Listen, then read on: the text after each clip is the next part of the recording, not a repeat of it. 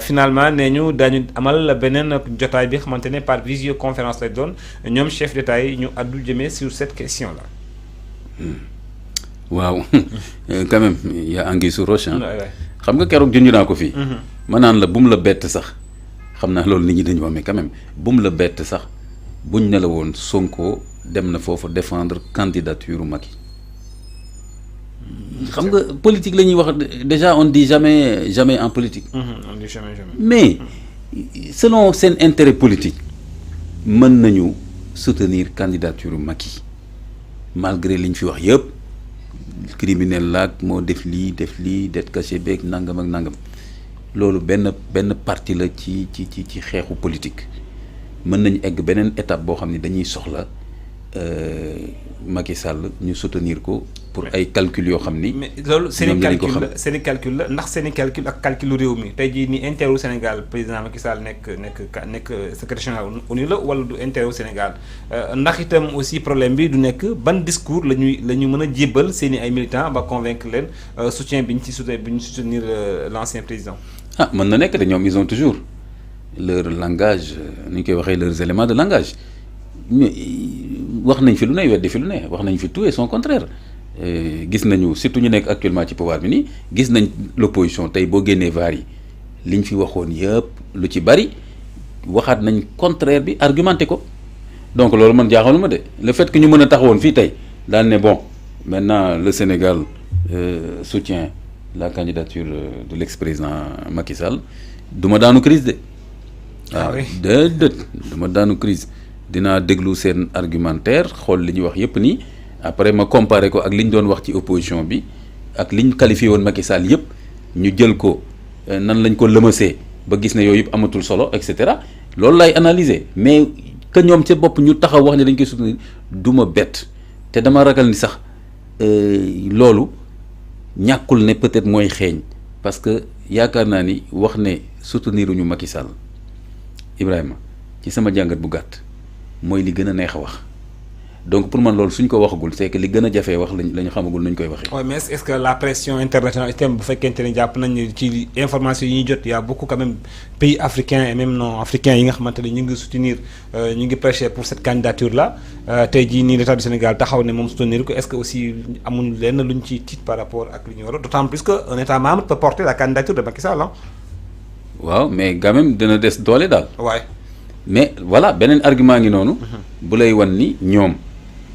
mën nañu évaluer dynamique boobu am su fekkee ni y a pas mal de pays africains qui disent dañuy soutenir Macky Sall ñu gis ne ñoom ñu nekk en retrait ba ñu soutenir un président sénégalais un compatriote sénégalais malgré tout ce qu'on peut lui reprocher ce qu'il lui reproche ñoom en particulier mën nañ gis ne dynamique boobu ils doivent pas être en retrait kon dañu war a ànd ak dynamique boobu. loolu mën na nekk argument bu ñu servir aussi à leur base ah.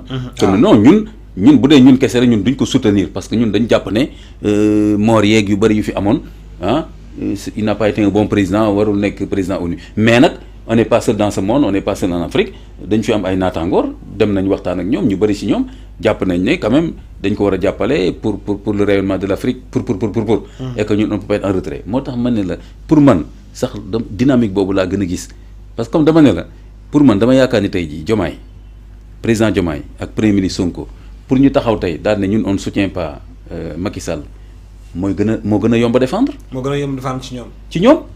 dans la continuité ci seen logique ñoom. voilà et que loolu suñ ko defagul fu nekk nakk-nakkal bi nii ñu baal ma nakk-nakkal bi nii pour man ça veut dire que am na lu gën a jafe lu ñu bëgg a wax mooy soutenir ko parce que taxaw ne duñ ko soutenir moom waxoon nañ ko sax déjà. am na yenn ci ministre des Affaires étrangères d'alors même si sa voix ne concernait pas peut-être n'engageait pas le gouvernement Yacine Fall wax na ko madame Aminata Touré aussi wax na ko ba tey jii nii mais déggatuñ leen quand même sur la question. ah gis nga parce que ça évolue voilà donc mu ngoog seeni calcul politique ça évolue ak yeneen deal yoo xam ni xam nga ñoom ba tey li ñu waxanteeg Macky ci ba ñuy jël nguur gi loolu ba tey am na lu ñu waxagul ci penc mi yooyu yëpp aussi est-ce que Macky Sall tamit. amul dara tamit lu mu am ci ñoom ci dossier loo xam ne aussi da koy teg ci table bi saa waay ñoo bokk réew mi nangam il s'est passé des choses très laides dans ce pays là y a eu mort d'homme et tout mais nag fi mu nekk nii ni mu demee nii nangam yéen tamit am ngeen ci part de responsabilité man tamit peut-être je peux reconnaître lii mais nag lu jëm ci affaire candidature nañ ci juboo voilà ngeen soutenir ma après on verra man tam je ferai ce que je peux faire pour seen gouvernance au niveau du Sénégal pourquoi pas mën na leen wax loolu je ferai en tout cas dootu leen dégg ci man may yëngal APR dans le sens qui peut créer de l'instabilité politique dans le pays. Il y a justement donc yooyu yëpp mën na nekk. te histoire politique wane na ko fi. Il y a justement quelqu'un qui dit que soit il le soutient ci Nations Unies ou bien mu revenir embêter leen au Sénégal.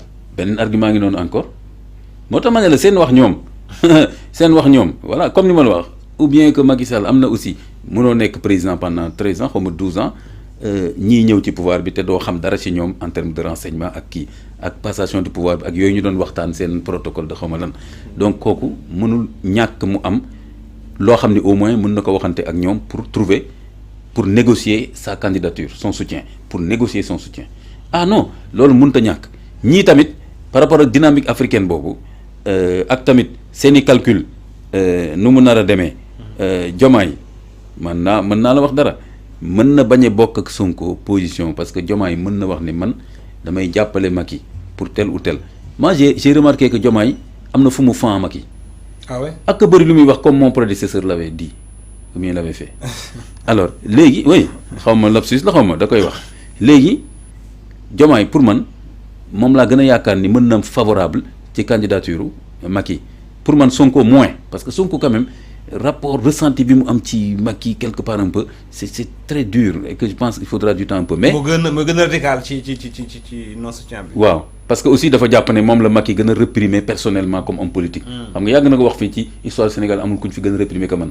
extra bon mais dama la bëgg a wax ni Diomaye mën a amee flexibilité avec moins de ressenti moins de pesanteur pour mën a jàppale candidature Macky ak le fait que mu bëgg a assurer le rôle président et que ses conseillers ne vont pas le laisser faire des erreurs d'enfantillage ay dama mere Macky du dem ONU les gens vont lui dire non dem ONU dépassé na li nga mere Macky ak lu xew fi Sénégal ak opportunité bi yu mën a indil Sénégal mais c'est aussi lui qui doit prendre la décision déjà le fait quand même mu déléguer Ousmane Sonko ça en disait un peu long par rapport est-ce que amul benn fuite en avant bi nga xamante ni aussi am na ci yëf yi bon moi je me dis li mu délégué Ousmane Sonko bon après on a vu quand même que c'est une réunion boo xam ni c'est une réunion des chefs d'État et des premiers ministres après donc quelque part mën nañu wax ni il a laissé partir Ousmane Sonko mais Ibrahima est-ce que xel mën na nangu que réunion boobu ñu waxoon dinañ waxtaanaale candidature africaine et que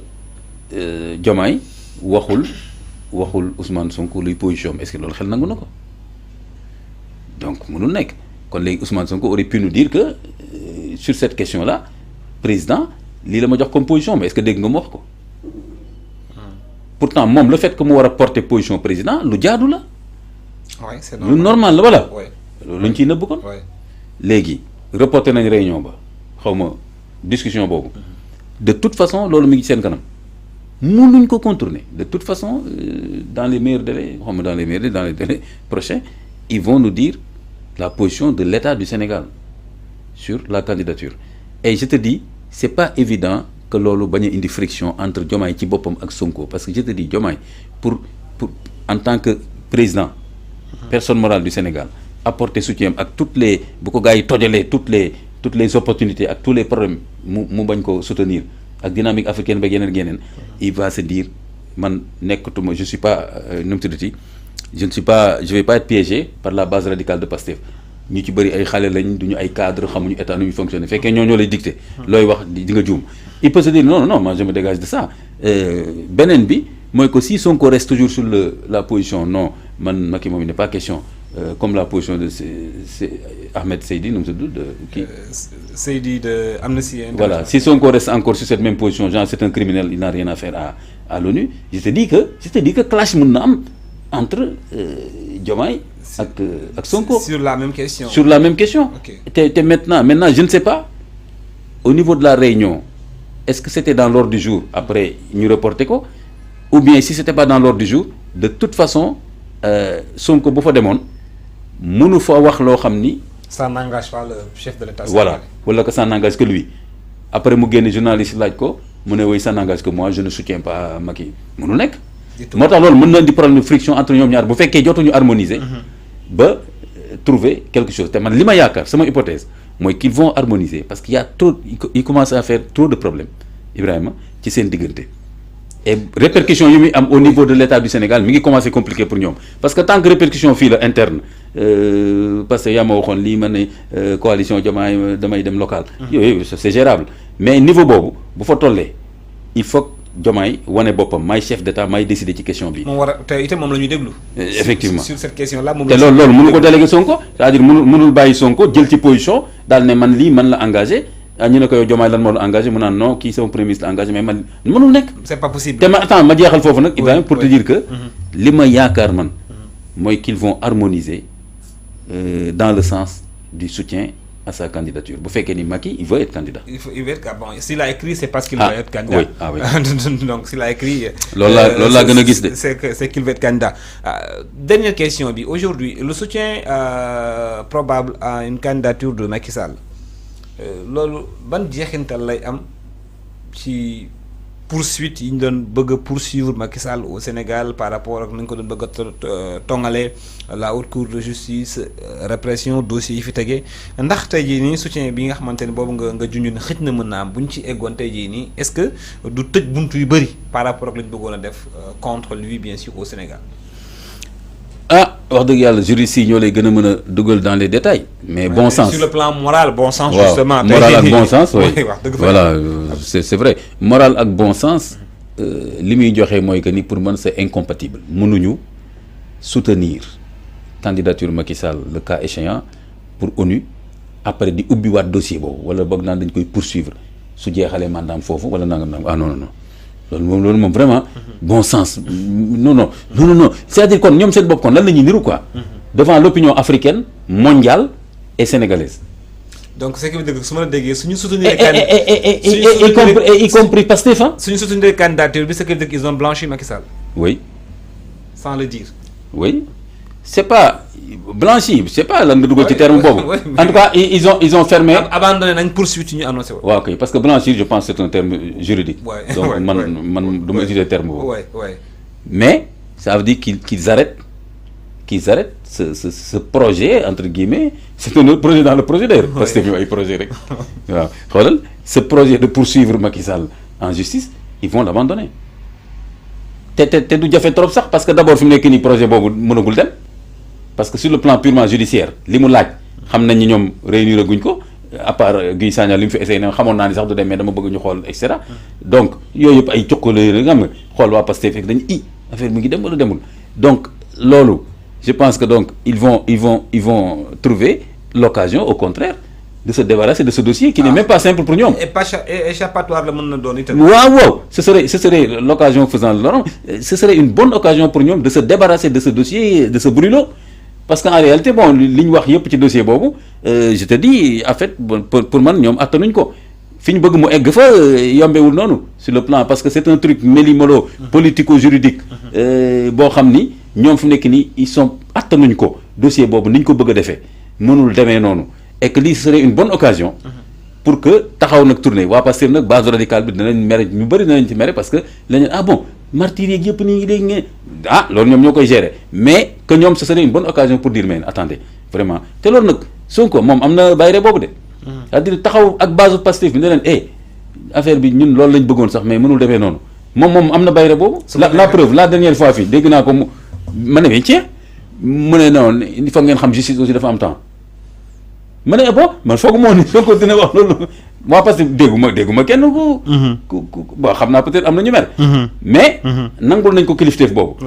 il n'a qu'à user de ça. su fekkee ni sens boobu lañ bëgg a dem.